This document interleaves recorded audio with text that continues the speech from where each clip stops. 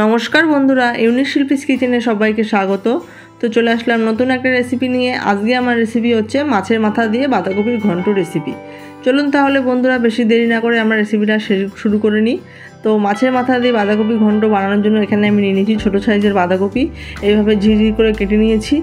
আর এখানে নিয়ে নিয়েছি একটা মিডিয়াম সাইজের আলু, আর নিয়ে নিয়েছি একটা মিডিয়াম সাইজের টমেটো, আর নিয়ে নিয়েছি 6 থেকে 7টা কাঁচা লঙ্কা চেরা, আর নিয়েছি 1 চামচ মতো আদা বাটা। আর ফোড়ন দেওয়ার জন্য এখানে নিয়ে নিয়েছি কিছুটা জিরে, একটা তেজপাতা আর একটা শুকনো লঙ্কা। আর নিয়েছি এখানে 1 মুঠো মতো মটরশুঁটি। আর নিয়েছি এখানে কাতলা মাছের মাথা 1 পিস।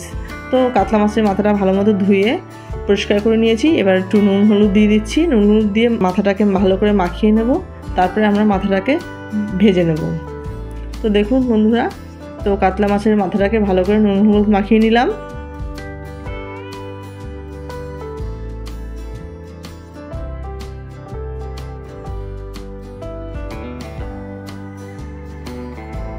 মাছের মাথায় ভালো করে নুন হলুদ মাখানো হয়ে গেছে। এবার এটাকে আমরা পাশে রেখে দিচ্ছি। আর দিকে কড়াই বসিয়ে দিয়েছি, আমরা বাঁধাকপিটাকে একটুখানি সেদ্ধ করে নেব। তো বাঁধাকপিটা আমরা খুব বেশি সেদ্ধ করব না, 4 থেকে 5 মিনিট আমরা সেদ্ধ করে নেব। তো বাঁধাকপির মধ্যে যে একটা নিজস্ব বাঁধাকপির গ্যাস আছে, সেই গ্যাসটা বেরিয়ে যাবে, তাহলে বাঁধাকপিটা খেতে ভালো লাগবে। আর এর মধ্যে দিয়ে দিলাম একটুখানি লবণ আর একটুখানি জল দিয়ে বাঁধাকপিটাকে 4 থেকে 5 মিনিট সেদ্ধ করে নেব। খুব বেশি কিন্তু আমরা সেদ্ধ করব না। তো মাঝখানে আমরা একটু বাঁধাকপিটা একটু নাড়িয়ে দিলাম 2 মিনিট 3 মিনিট পর। তো নাড়িয়ে দিয়ে আরেকটুখানি সেদ্ধ করে নেব 1 মিনিট মতো, তারপরে আমরা বাঁধাকপিটাকে তুলে নেব। তো দেখুন বন্ধুরা, বাঁধাকপিটা আমরা 4 থেকে 5 মিনিট সেদ্ধ করে নিয়েছি। এবার বাঁধাকপিটাকে আমরা সব তুলে নিচ্ছি।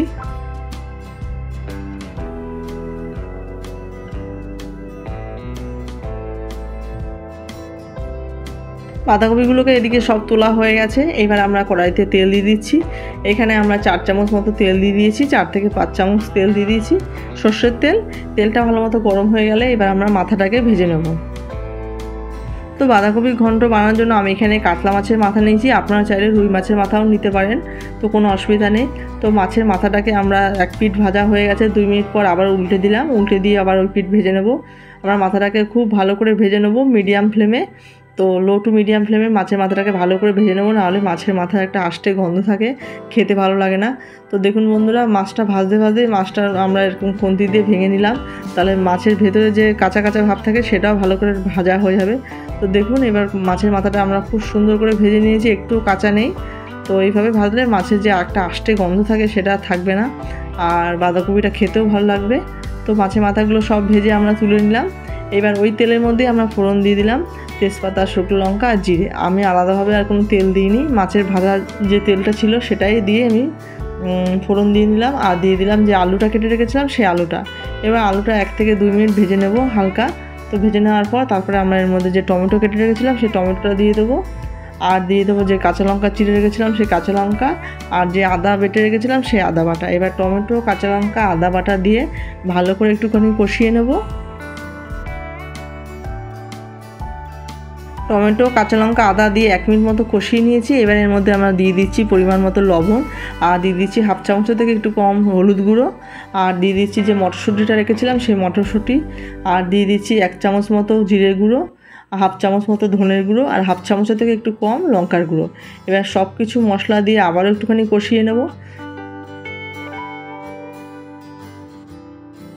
তো মশলাগুলো যাতে না পুড়ে যায় তার জন্য আমরা একটুখানি জল দিয়ে নিলাম। জল দিয়ে এবার ভালো করে কষিয়ে নেব।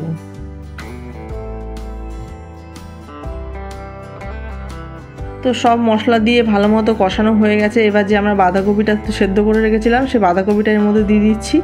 এবার বাঁধাকপিটা দেওয়ার পর আমরা সব মশলার সঙ্গে বাঁধাকপিটা ভালো করে মিশিয়ে নেব।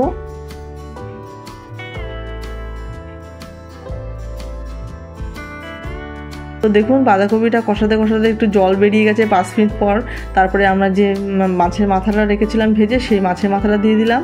আর মাছের মাথা যে বাটিতে রেখেছিলাম সেই বাটিতে কিছুটা তেল লেগেছিলো, সেই তেলটা একটু জল দিয়ে ধুয়ে আমরা বাঁধাকপির মধ্যে দিয়ে দিলাম। তাহলে কি হলো, বাঁধাকপিটা একটু রসা রসা হবে, আর বাঁধাকপিটা সেদ্ধও হবে ভালো, আর আলুটাও সেদ্ধ হয়ে যাবে।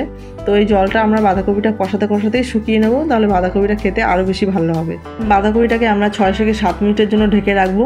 তো মিডিয়াম ফ্লেমে।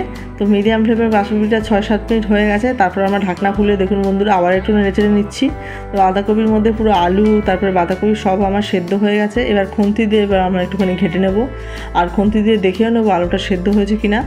দেখুন আলুটা সেদ্ধ হয়ে গেছে, আমার বাঁধাকপিটা পুরোপুরি হয়ে গেছে কষানো।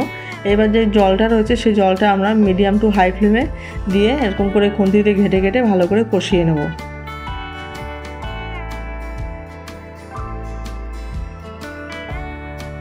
5 থেকে 7 মিনিট আমরা বাঁধাকপিটাকে ভালো করে কষিয়ে নিয়েছি। দেখুন বন্ধুরা বাঁধাকপি থেকে জলটা প্রায় শুকিয়ে গেছে। এই দেখুন বাঁধাকপিটা পুরোপুরি রেডি হয়ে গেছে।